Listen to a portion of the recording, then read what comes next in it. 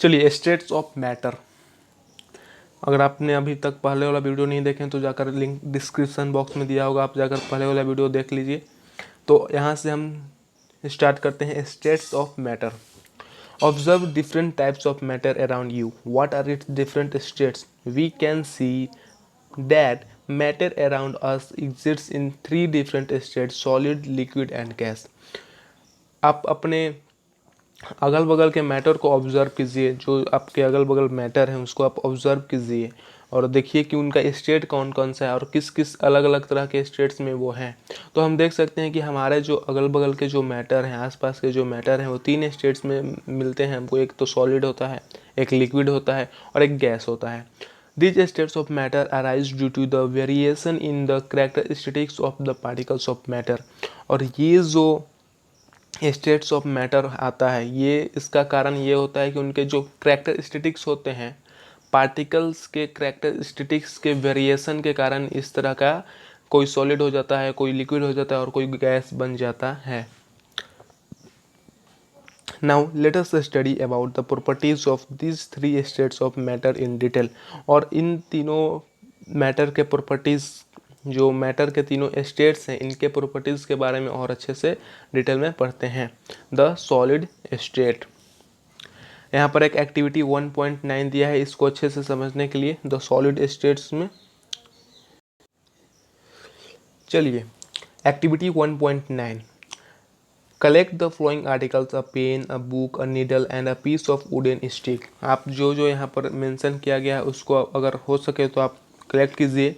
इसमें है पेन, एक किताब, एक सुई लेना है और एक छड़ी लेना है, मतलब कि wooden stick.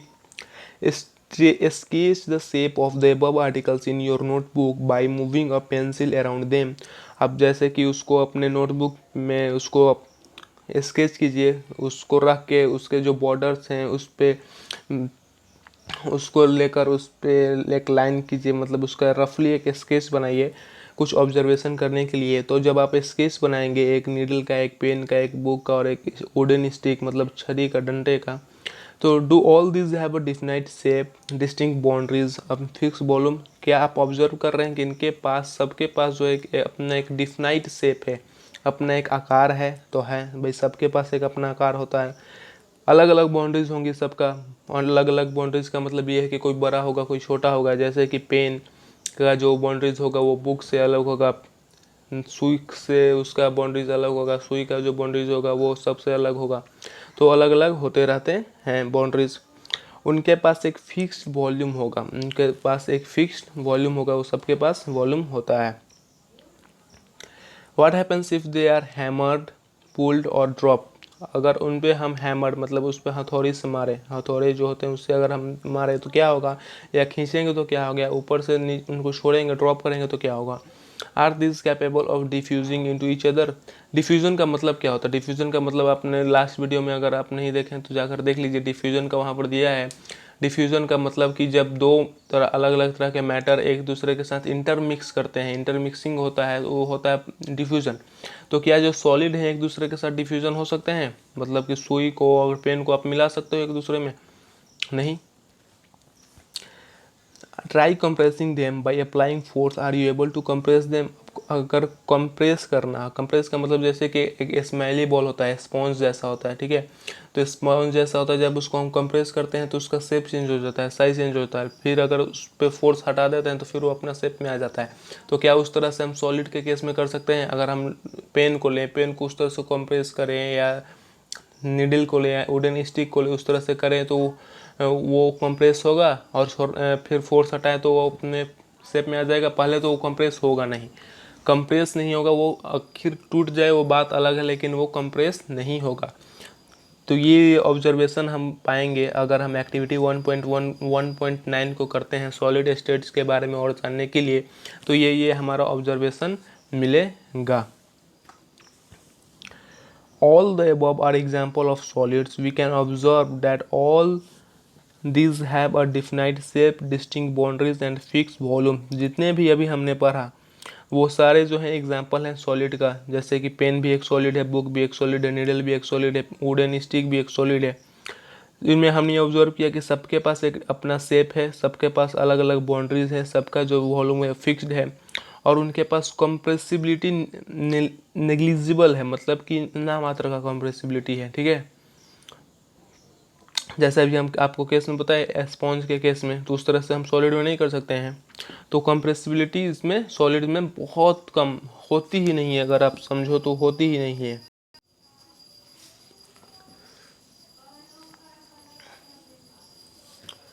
Solids have a tendency to maintain their shape when subjected to outside force. Solids may break under force, but it is difficult to change their shape, so they are rigid. Solid के पास वो tendency होता है, वो उनके पास क्षमता होती है, उनके पास वो कैपेसिटी होती है कि वो अपने शेप को मेंटेन किए रहें। जैसे कि अगर लकड़ी का डंटा है या सुई है या निकिल है, कांटी है, तो वो जो है अगर उस पर किसी भी तरह का बाहर फोर्स लगता है तो अपने शेप को मेंटेन करने की उसमें क्षमता है। अगर ज़्यादा फोर्स लग गया तो वो टूट जाएगा, लेकिन वो कंप्रेस नहीं होगा किसी भी तौर पे। तो उसमें उतना टेंडेंसी होता है कि जो अपना शेप है उसको मेंटेन करके रखे, अगर बाहर का फोर्स उस पर लग रहा है तो। सॉलिड्स में break under force but it is difficult to change their shape, so they are rigid. यहाँ पर देखिए जो भाई बोल रहे थे वहाँ पर आ गया कि सॉलिड जो है टूट सकता है, अगर ज़्यादा उस पर फोर्स लगा तो वो टूट सकता है, लेकिन उसका शेप चेंज करना बहुत डिफिकल्ट होता है, इसलिए उसे हम रिजिड बोलते हैं।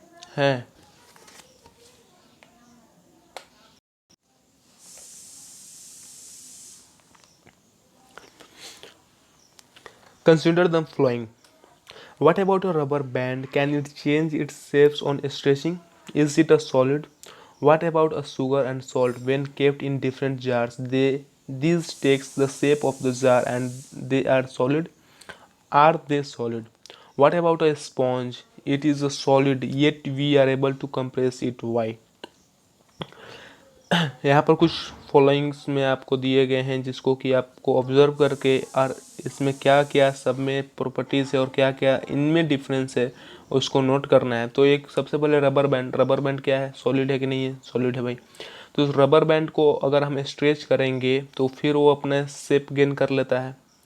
रबर बैंड को स्ट्रेच करके अगर छोड़ेंगे तो फिर वो अपना शेप गेन कर लेता है। ठीक है, तो can it's change its shape on stretching, क्या वो रबर बैंड अपना शेप चेंज कर सकता है स्ट्रेच करने पे, तो ये क्या सॉलिड है कि नहीं है। What about the sugar and salt? Sugar को ले लें और सॉल्ट को ले लें। ठीक है, एक जार में रखते हैं तो जिस तरह के जार में उसको रखेंगे वो उस तरह का वो शेप ले लेगा। है शुगर सॉल्ट भी तो सॉलिड ही, तो जब हम अलग अलग उसको जार में रखेंगे तो अलग अलग शेप ले जाएगा, तो क्या वो सॉलिड है।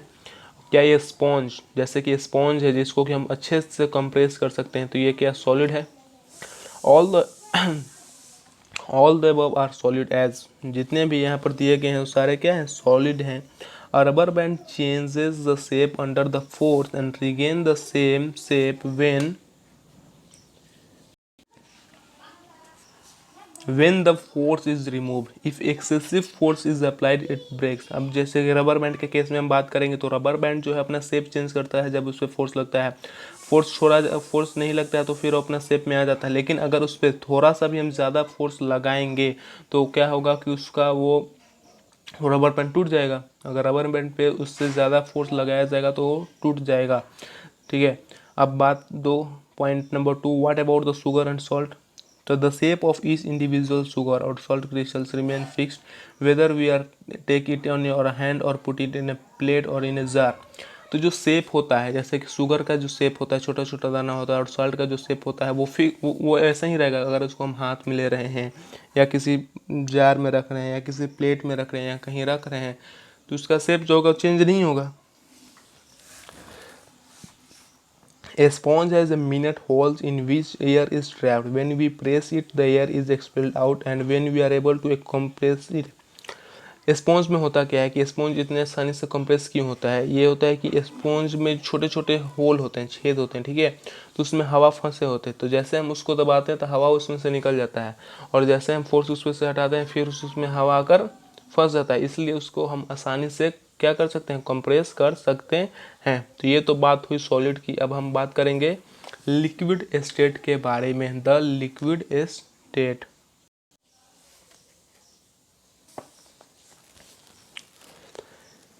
Activity 1.10 1.10 collect the flowing water, cooking oil, milk, juice, cold drink.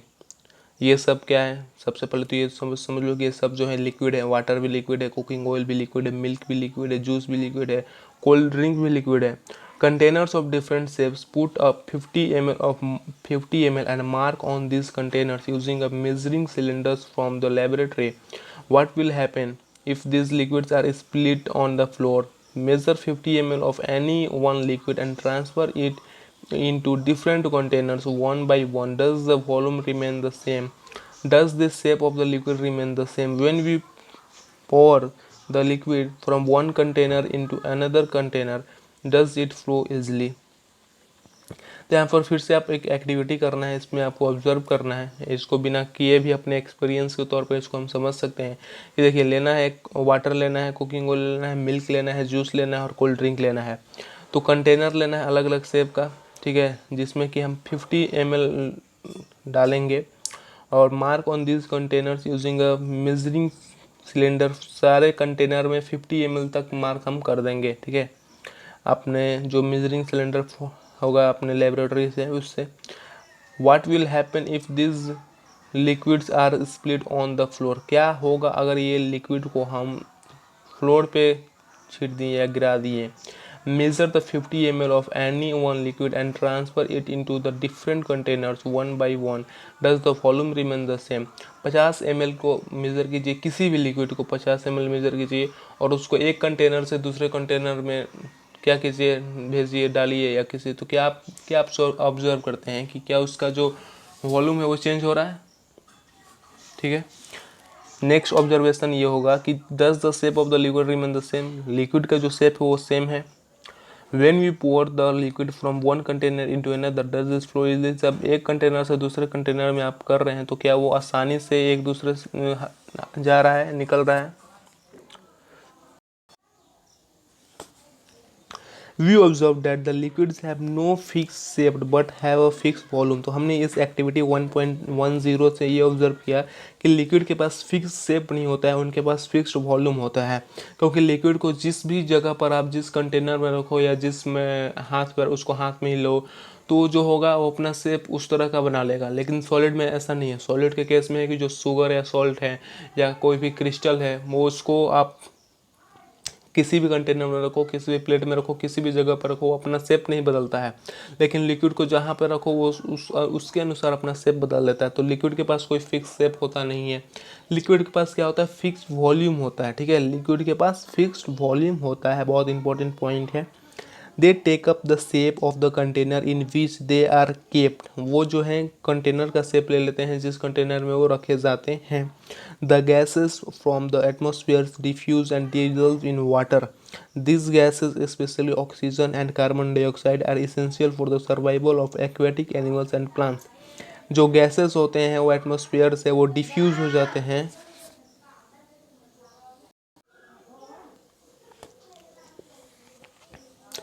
तो एक्वेटिक एनिमल्स का मतलब होता है कि जो पानी के अंदर रहते हैं। जो एक्वेटिक प्लांट्स का मतलब जो पानी के अंदर जो छोटे छोटे प्लांट्स होते होंगे, आप देखते होंगे कभी भी वीडियो में कि पानी के अंदर जो प्लांट्स होते हैं और पानी के अंदर तो एनिमल्स होते हैं, तो सब जानते हैं मछली हैं और भी कुछ कुछ हैं। तो वो जो हैं वो अपना क्या बोलते हैं, जो श्वास लेना, ब्रीथिंग का प्रोसेस क्या कैसे करते हैं, क्योंकि उनको भी जितने भी लिविंग क्रिएशन है इस वर्ल्ड में, उन सबको जो है सर्वाइवल के लिए श्वास लेना जरूरी है। तो श्वास क्या, ऑक्सीजन लेते हैं।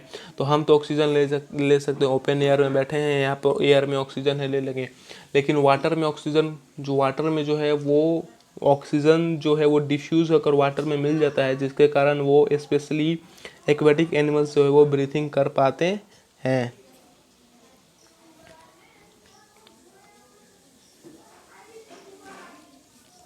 All the living creation needs to breathe and survival. The aquatic animals can breathe under the water due to the presence of dissolved oxygen in water. Thus, we may conclude that the solid, liquid and gas can diffuse into liquid. तो हम यह conclusion निकल सकता है कि जो solid, liquid और gas हैं वो लिक्विड में डिफ्यूज होकर बन सकते हैं। मतलब डिफ्यूजन का मतलब एक दूसरे के साथ इंटरमिक्स होकर लिक्विड में आ सकते हैं।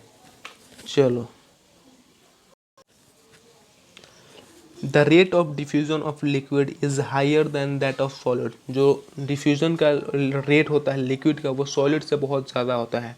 मतलब कि जो मिलने का जो स्पीड होता है एक दूसरे में मिलने का, मैटर एक दूसरे मैटर के साथ मिलने का जो स्पीड होता है लिक्विड का ज़्यादा होता है किससे, सॉलिड से। This is due to the fact that in the liquid states particles move freely and have the greater space between each other as compare to the particles in the sand solid state.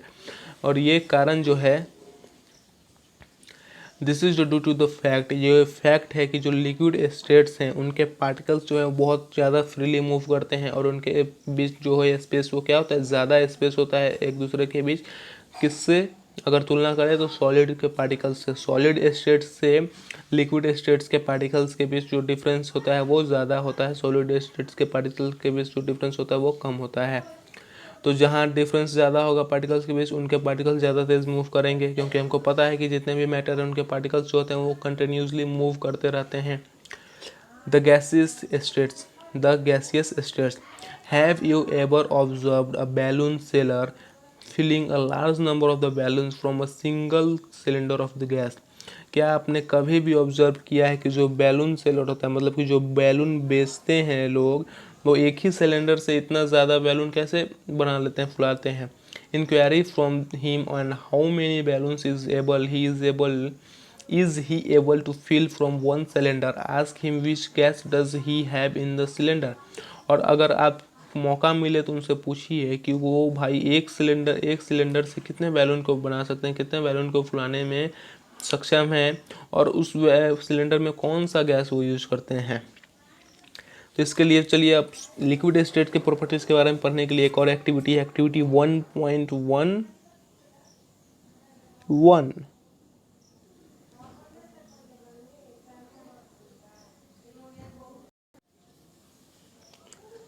Take a 300 ml syringes and close their nozzles by rubber corks as shown in figure 1.4। 300 ml का syringe लीजिए और उसके nozzles को rubber cork से बंद कर दीजिए। Rubber कॉर्क्स का मतलब होता है कि एक मिलेगा आपको, मतलब किसी चीज़ को कहीं होल है तो उसको रोकने के लिए रबर कॉर्क्स का हम प्रयोग करते हैं। तो 3 सिरिंजेस लेना है। सिरिंजेस मतलब जिससे हम इंजेक्शन, आप जानते होंगे अभी कोविड का समय चल रहा है, सब वैक्सीन लिए होंगे, तो जो इंजेक्शन होता है उससे, तो 3 सिरिंजेस लेना है आपको। तीनों सिरिंजेस के जो रबर कॉक हैं उसको रबर कॉक के मदद से उनके जो क्या है बोल सकते हैं उनको बंद कर देना है। और नोज़ल, हाँ उनके नोज़ल को रबर कॉक से मदद से बंद कर देना है, जैसे कि फिगर 1.4 में यहाँ पर शो किया है। फिगर 1.4 में आपको अच्छे तरह से यहाँ पर शो किया है कि किस तरह, तो इस तरह से आपको उनके सिरिंजेस नोजल्स को बंद कर देना है। Remove the piston from the all the syringes, उनके पिस्टन को हटा दीजिए। यहाँ पर देख सकते हैं कि इसके ऊपर जो पिस्टन है वो नहीं है, मतलब कि उसके पिस्टन को आप हटा दीजिए। Live 1 syringe untouched, fill water in the second and piece of chalk in the third। 3 syringe है, एक को कुछ मत कीजिए, टच भी नहीं कीजिए, ऐसे छोड़ दीजिए उसको। दूसरे में थोड़ा सा पानी डालिए, तीसरे में चौक डालिए, जो चौक हम ब्लैक बोर्ड पे लिखते हैं, लिखने के लिए यूज करते हैं, उस चौक को उसमें डालिए। Insert the piston back into the syringes। We may apply some Vaseline on the pistons before inserting them into the syringes for their smooth movement।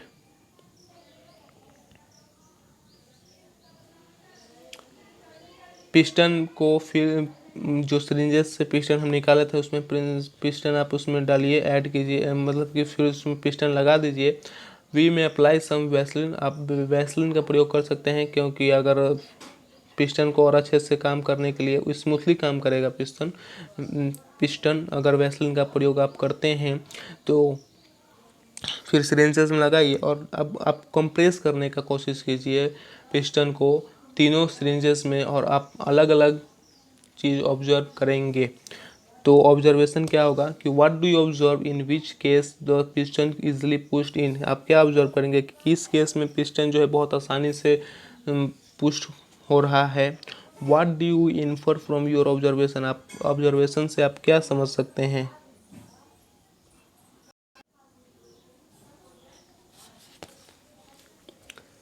We have observed that the gases are highly compressible and compared to solid and liquid।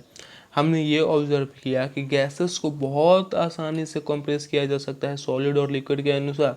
ठीक है, मतलब कि जो syringe खाली होगा उसको बहुत आसानी से कंप्रेस किया जाएगा, जो पिस्टन में लिक्विड होगा उसको थोड़ा सा मुश्किल लगेगा, जो पिस्टन में चौक होगा उसको तो बहुत ज़्यादा डिफ़िकल्टी होगा। तो इसका मतलब ये है कि कंप्रेसिबल प्रॉपर्टी सबसे ज़्यादा हाई है किस में, गैस में है, किसके अपेक्षा, सॉलिड और लिक्विड की अपेक्षा। चलो,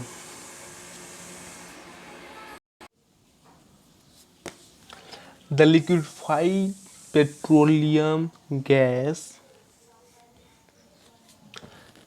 LPG cylinder that we get in our home for cooking or the oxygen supply to the hospital in cylinder is compressed gas। तो जो हम LPG सिलेंडर यूज करते हैं खाना बनाने के लिए, घर में सबके घर में होगा LPG सिलेंडर जो कि खाना बनाने के लिए यूज़ किया जाता है, तो उसमें जो गैस होता है वो कंप्रेस्ड होता है, या जो पेशेंट को हॉस्पिटल में ऑक्सीजन प्रोवाइड किया जाता है वो कंप्रेस्ड होता है। ठीक है, तो compressed natural gas CNG is used as fuel this days in vehicles. और आजकल के जो वाहन है उनमें तो कंप्रेस्ड नेचुरल गैस का प्रयोग भी होता है उनके फ्यूल के तौर पर, उनके ईंधन के तौर पे। Due to its high compressibility and large volume of gas can be compressed into a small cylinder that transported easily।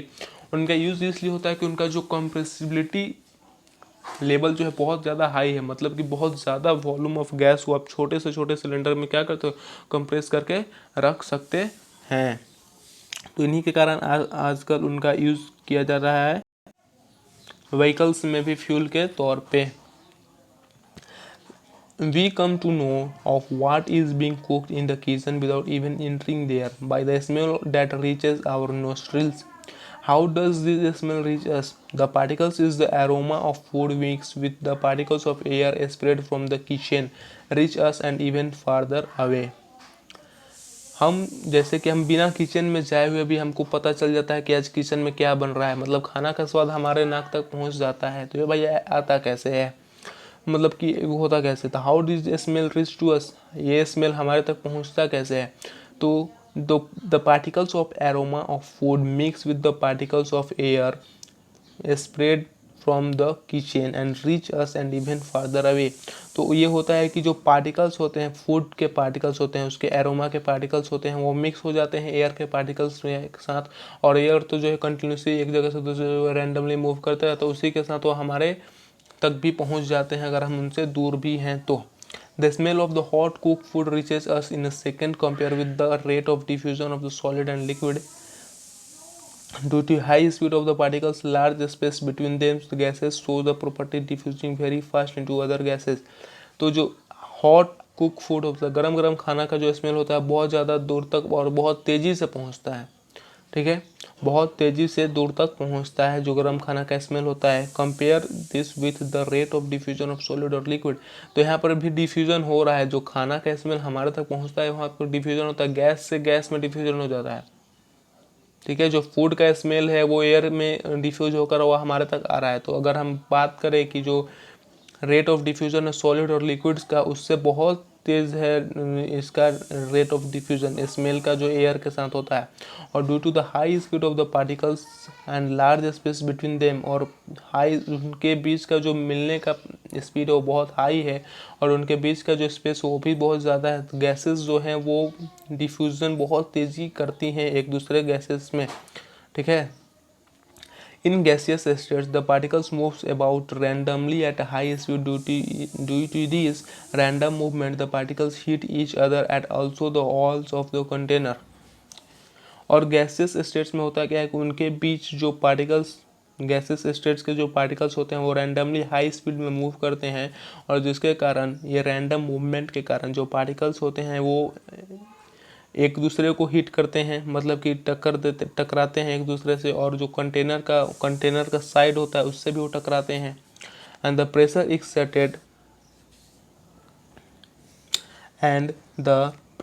Exerted by the gas is because of this force exerted by the gas particles per unit area on the wall of the container। The pressure exerted by the gas is because of this force exerted by the gas particles। जो pressure, gas के द्वारा जो pressure लगता है वो इसलिए लगता है क्योंकि जो फोर्स लग रहा है गैस पार्टिकल्स पर कंटेनर के पर यूनिट एरिया पे, उसके कारण जो है वो हमारे तक बहुत आसानी से तेज़ी से पहुंच पाता है। तो यहाँ पर आपको कुछ यहाँ पर एग्जांपल दिया गया है। सॉलिड, लिक्विड और गैस तीनों के केस को मेंशन किया है कि सॉलिड के एक पार्टिकल्स एक मैटर अगर लेंगे तो उसमें कितने कम स्पेस होते हैं उनके पार्टिकल्स के बीच। लिक्विड में थोड़ा ज़्यादा होते हैं और गैस में बहुत ज़्यादा होते हैं।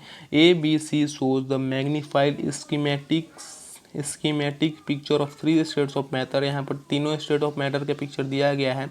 The motion of particles can be seen and the compare in 3 state of. आप समझ सकते हो कि किस में जो पार्टिकल्स का मोशन होगा वो ज़्यादा होगा और किस में कम होगा। तो गाइस 2 पेज आज का कंप्लीट हो गया। अगर इसी तरह हम 2 पेज करें तो टोटल नंबर ऑफ पेजेस है इस NCERT बुक्स में वो है 214। अगर हम 2 पेज डेली बेसिस पे करें तो 100 डेज में हम पूरे सिलेबस को कंप्लीट कर सकते हैं। अगर वीडियो अच्छी लगे तो वीडियो को लाइक करें, शेयर करें और चैनल को सब्सक्राइब ज़रूर करें। Thank you.